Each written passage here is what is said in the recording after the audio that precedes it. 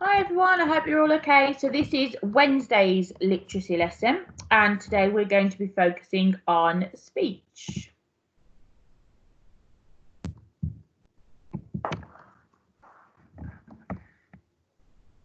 So the author likes to use speech in the model text. So we're going to have a go at creating some speech today. And it's going to be about the wishes that our characters have.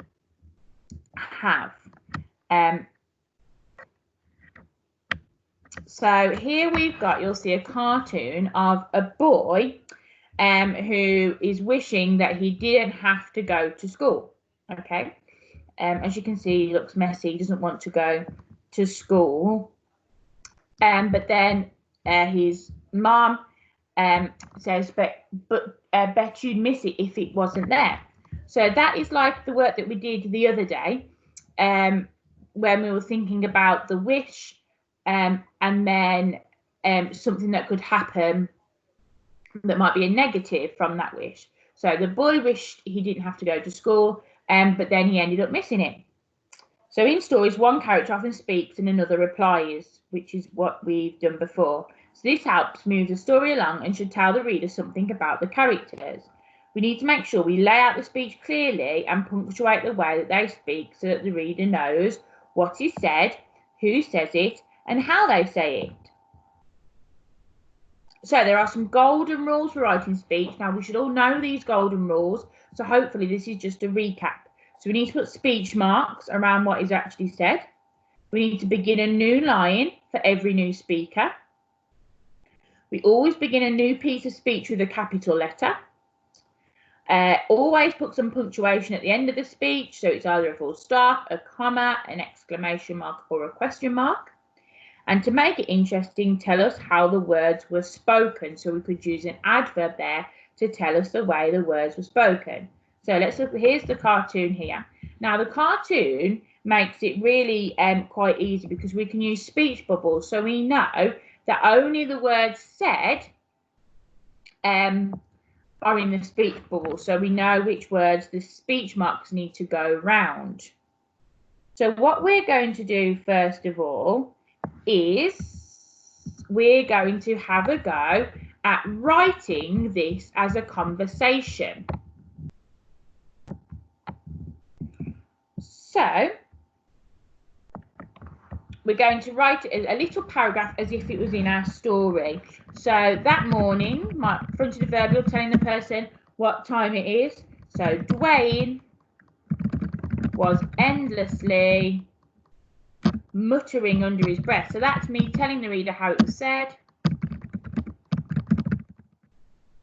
This is, I'm going to say, oh, Miss House, you can't spell.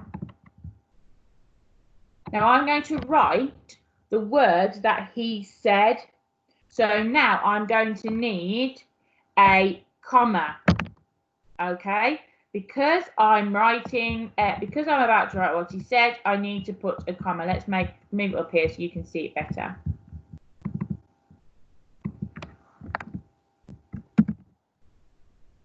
That's because it's going around the words that I've said. If only I didn't have to go to school. Okay, now those are the words that he said. So I need to put some speech marks. Does that look right to you? Have I done everything right there? Have a think. Because in my list, it said I needed some punctuation at the end. Do I put my punctuation here? Or does it need to go inside the speech marks? Okay, have a quick think. And it needs to go inside the speech marks. Okay, the speech marks goes around the word spoken and around the punctuation. So as you can see, I've written that morning, so I've got my fronted adverbial. Let's make that one colour. So endlessly, that's my adverb telling me how he was doing it. Well, let's endlessly muttering how it's being said. I've got my punctuation before the speech. Why won't it let me highlight that comma there? punctuation before the speech. I've got my speech marks, or my inverted commas as they're called, and they go right around the text. I've got the actual words spoken. So the actual words that my character is saying. And then finally, I've got my punctuation at the end. Oh, I don't highlight, but you'll see. Inside the inverted commas. Okay? So now I need to write my reply. So remember, on my checklist, it said I needed to start a new line. So this time I'm going to put the speech first. So I need my inverted commas. Bet you'd miss it. So remember, these are the words spoken.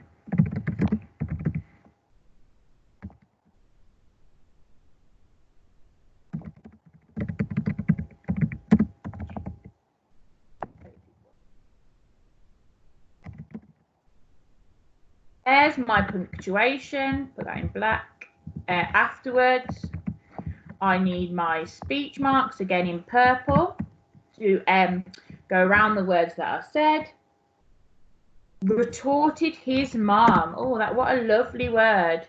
So retorted is it means like replied.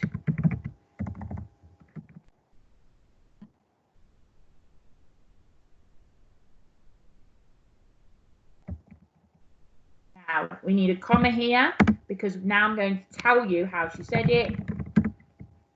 Tired of his endless grumbling. So can you see how I've added that extra information there to tell us how his mum was feeling?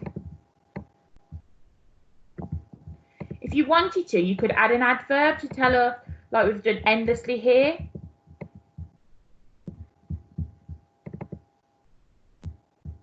Retorted his mum frustratedly.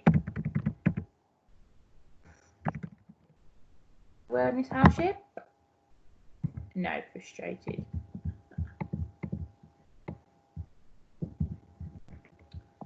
Trying to make up words that aren't even real.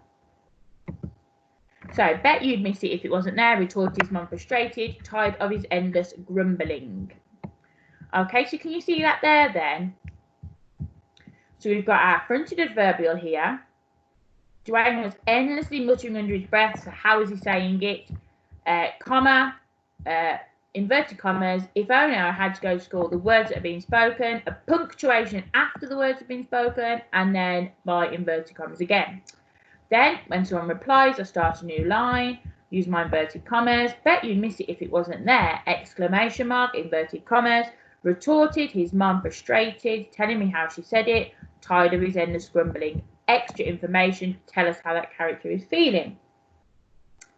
Right, I hope that has helped. It should all be imprinted on your brain anyway, because we've done it so much, but that was just a recap for you. It's now your turn. What I would like you to do is I would like you to decide on 2 characters. Now, they can be the characters that you use for your end wishing story, or they can be 2 completely different characters. They can be real people, or they can be made up. Okay, I want you to make this first character here wish for something. Okay, I want them to wish for something. So you can draw your person. Not like me, obviously yours has got to be a lot better.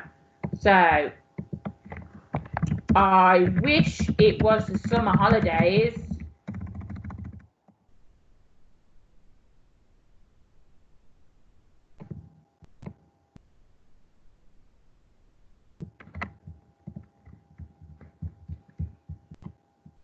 And then I could have another character here.